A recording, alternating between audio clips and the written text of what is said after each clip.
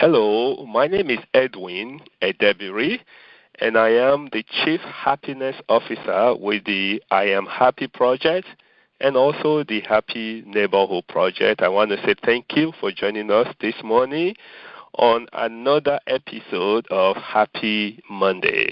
We do this every Monday because we want people to look forward to Monday just like they look forward to Friday. And I know we have a lot of work to do with that, no question about it, okay? But that's our goal. There's all kind of reasons why people are a little bit slower on Monday morning than on Friday. But we want to change that. We want to change it one call at a time. If you like this call, please do not hesitate to follow us on YouTube. If you go to youtube.com/Ask the CHO. That is ASKTHECHO. And also, please go to the website, hmpabc.com/tools. And you'll be able to get more information about this call and other stuff that we are going to be adding to help you to increase your level of happiness and for you to sustain your happiness. Again, that is hmpabc.com/tools. That's TOOLX. All right. So with that said, let's kick off another day, another Monday of Happy Monday. So today, folks, I'm going to be focusing on something that's a little bit popular this time of the year. I did not want to do it the first Monday because I wanted to focus on dreams and happiness, which is what we did. But it would be very hard to kick off a new year and not talk about resolutions and happiness. So I decided to do that today, resolutions and happiness. Now, maybe some of you already have made your resolution for the new year.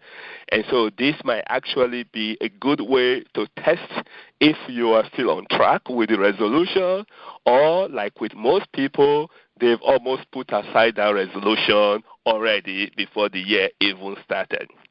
Now, I'm going to take a slightly different approach because we all know and people laugh about resolution that, once you say it or you make it, and most people forget about it about the 15th of the month, and then they're waiting to next year to make the same resolution again, and they've been doing that every year forever.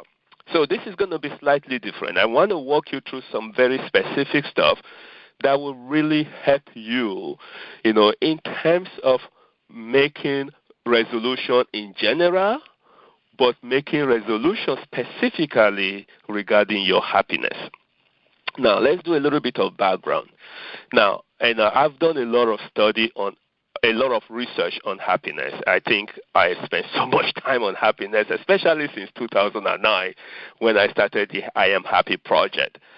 So there's so many different schools of thought when it comes to happiness. Even just the sheer idea of having a resolution that you're going to be happier could even bring about a frown on some people's face, because in their mind it's like, wait a second, you're not supposed to be pursuing happiness like that. And there's all kind of saying about happiness, that if you pursue it, it's like a butterfly, then it will just fly away. And if you don't pursue it, then it will just land nicely on you. Folks, I don't believe that. And I think there's a lot of studies now that's contradicting that position. Happiness is something that you have to really learn. That is my own belief, and that's why I am pioneering happiness as a skill. It's not something that you just can wait and let it just happen to you, and then if it doesn't happen to you, then you are miserable and unhappy and all of this stuff. I don't believe that. You can learn certain skills that can help to increase your happiness and that can help you to sustain that happiness. And then by you being happy, you can actually trigger a chain reaction that can affect not just your friends and your friends' friends and your friends' friends' friends. That's a study that was conducted by Harvard Medical School and the University of California in San Diego. So you being happy is crucial. It's definitely crucial in the world, even to the point where it's almost a moral obligation if it is not, okay? Your being happy doesn't only affect you, it affects everybody around you. So, yes, there are certain skills that you can learn. So that's what we want to tie together. So when I talk about resolution and happiness, and not just say, oh, I want to be happy. That's too general. That's why a lot of time people get into trouble with resolution. We have to bring it down to manageable piece. In other words, there's something that I learned long time ago about goal setting that also apply here on resolution. It has to be smart. Okay, so, and there are different meaning to the acronym SMART, and I'm going to just make it specific to happiness here in the sense that it should be specific, it should be meaningful, it should be action-oriented, it should be realistic, and it should be time-sensitive. Okay, in other words, it should be time-based. So it's specific, it's meaningful, it's action, item, and it's realistic, and then it's time-based. Folks, if you do that, I'm telling you, whether it's resolution and happiness or resolution in general, you are going to make a little bit more progress. So now, when we talk about resolution and happiness, again, it's not enough to say, I want to be happier this year. That's just too vague, okay? There is definitely no way to measure that, all right? And that's not time-based. It's not realistic. It's just, there's so many things that just affect that. So what I want you to do, if you're really serious about resolution and happiness, and if you're really serious about raising your level of happiness, then you need to be very specific. So what are some of the skills that you need to develop to increase your happiness? Those are the things that you zoom in on. And one of the things, of course, on my list, and this is very high on the list of a lot of people that study happiness, is gratitude. So now, again, gratitude is very general, okay? So let's get that even more specific. So, for example, you can say, before I go to bed, I'm going to list down one thing or two things or three things that I'm thankful for. Now, that's measurable. That's easy. That is time-based. That is, you can see every day when you're doing that. And so that's one resolution for happiness that you can, and it's very narrowed down. So before I go to bed every night, I'm going to write down one thing or two or three that I'm thankful for that day. The day is already passed. What is going to happen is it's going to encourage you to focus on the things that work during that day instead of the things that did not work. And I know some of you have heard me say this. One of the biggest reasons, overwhelming majority of people are not happy is because they focus on what they don't have instead of what they do have. So this very simple step is going to help you focus on what you do have. So at the end of the day, write down one thing or two or three that you are thankful for.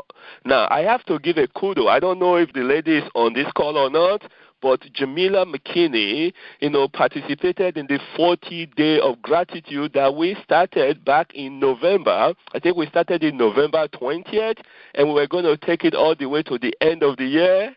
And I encourage a few people to kind of give me, to touch base with me on it.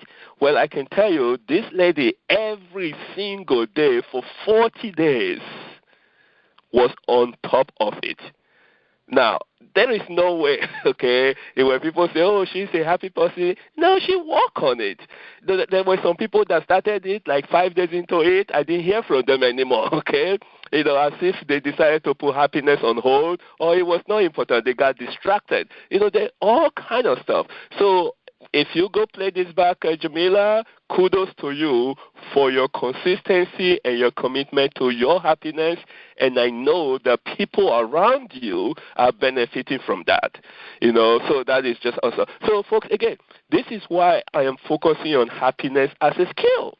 It's not easy. That's why when some people come to me and say, oh, you're the chief happiness officer, make me happy. Folks, if I can do that, financially I'll be richer than Bill Gates and anybody else in this world. I cannot do that, okay? All right? So you have to figure that part out. But if you learn some of the skills that we are talking about, and the beginning of the year is a good time to do that. You have a clean slate. Everything that happened last year, forget about it. Of course, you can learn from it, so don't totally forget about it. Learn from it. And what's going to happen in the future, don't worry about it because you don't have control over that. But if you take it one day at a time, folks, it is not too difficult. So that's number one. That's one thing you can measure in terms of gratitude. Write down one thing you're thankful for every day, or two or three, whatever, but at least every day before you go to bed. The day's already passed, zoom in on that day. Another thing that's very high on my list is volunteering. Now, some people might say, I don't have time to volunteer. Give me a break. You have 168 hours a week, 720 hours a month, just like everybody else. You can carve out a small portion. I don't care if it's 1 hour. Now, the folks who are involved with the happiness ambassadors, they commit to 5 hours a month. That's not that much. You can sit in front of TV and that will be gone by before you know it. You watch two episodes of a movie, you've already used 5 hours. So just give up about 2 movies and you can volunteer for a month. Find a cause that you believe in, a cause that speaks to you, a cause that you want to see come to life, you want to see to be successful. Then go and volunteer there. It would increase your meaning. It will increase your pride. It will definitely increase your happiness. Folks, when you say you don't have time to volunteer, you are directly, not even indirectly, you are directly saying you don't have time to be happy. Okay, so that's another thing, that you can say, in terms of increasing your happiness as far as resolution and happiness is concerned. There's other things that you can do. Going to bed early. If you struggle with sleep, find a way to get your good night's rest. Folks, I'm telling you, you want to be a happy camper, get a good night's sleep. There's different school of thought to this too.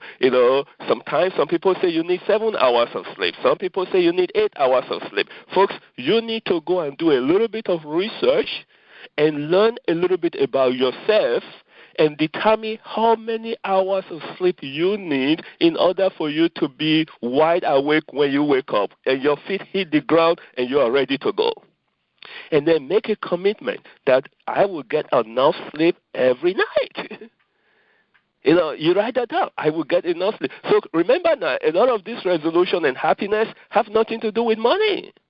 Just you're adjusting your attitude a little bit. Adjusting your attitude a little bit. That's all. And then being consistent. Being consistent, folks. And then another thing that will also help to increase your level of happiness, maybe savings.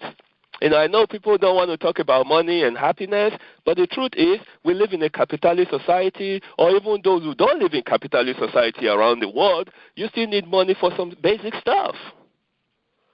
So maybe you might want to set a goal that you're going to save some money. And start with whatever amount you can, because it's better than nothing. And then it also increases it reduces your anxiety, if you will. Because we know that people that don't have money or that's always worrying about money, it definitely affects your level of happiness. It does. And then the list can just go on. If you are not happy with your career right now, then you need to set a little goal of what can you do to adjust your attitude so that you can enjoy your career better. And if you cannot adjust your attitude, then you need to seek a different career. But keep in mind, though, just jumping from one career to the other is not going to make you happier.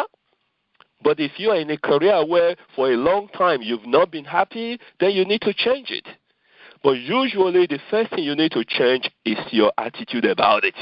Because sometimes when you just change your attitude, you find out that you can start really enjoying that job that you hate right now.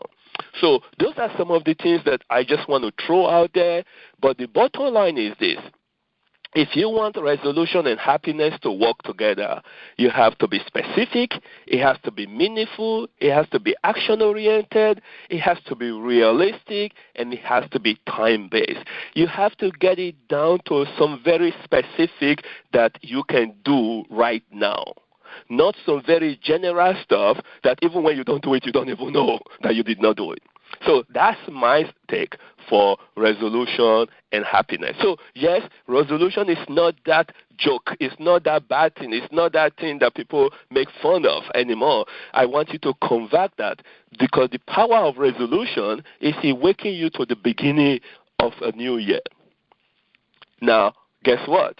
If you just do some of the things, not even all, some of the things I just shared, and you do a little bit of research and add a few things of your own, and you do it on a daily basis, you're going to find out by this time next year, you're going to be a happier person.